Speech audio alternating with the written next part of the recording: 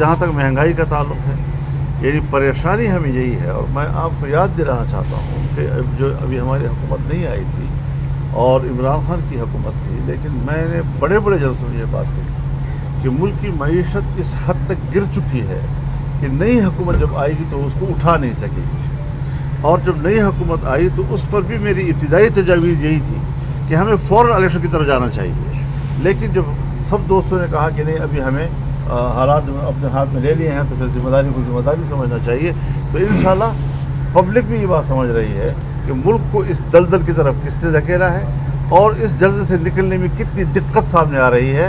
वो जो हमारे अंदाजे थे वो सही साबित हो रहे हैं। सारी मुश्किलात इन्हीं की वजह से हुई। हमारे मुल्क की मईशत जो ऊपर जा रही थी और 2018 में जब हम छोड़ रहे थे उसको 2017 में, तो उस वक्त जो ग्रोथ थी आपके मुल्क की वो उसके बाद जो गिरी है, तो उस गिरने के बाद दोबारा उठाना, अब इस वक्त सूरत हाल ये है कि हमें कुछ उम्मीद पैदा हो गई है कि मुल्क की मईशत की बेहतरी के लिए मुतबादल रास्ते पैदा हो रहे हैं। अच्छा, ये बताइए कि इमरान खान पहले जो है मुज़ाकरात की बात नहीं करते थे, अब वो कहते हैं कि हम मुज़ाकरात के लिए तैयार हैं। कमेटी भी बनाई है उन्होंने, क्या समझते हैं अब मुज़ाकरात करेंगे आप उनसे? हम पहले भी नहीं कर रहे थे और अब भी नहीं कर रहे। अच्छा, ये बताएं पीटीआई के ऊपर पीटीआई पे पाबंदी की बातें भी हो रही हैं, आप बताएं आपकी ज़ाती राय क्या है, पाबंदी लगनी चाहिए कि ये फैसले कोर्ट ने करने हैं और अगर कोर्ट ये समझता है कि उसको पाबंदी हो जानी चाहिए तो खस कम जहाँ पाक। मौलाना साहब, अभी आपकी मियां शहबाज शरीफ साहब से मुलाकात हुई है। पहले नून लीग के अंदर एक डिफरेंट बयानिया देखने में आ रहा था, मरियम नवाज मुज़ाकरात की हामी नहीं थी। क्या अब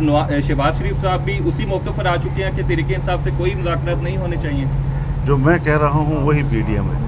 बस, शुक्रिया।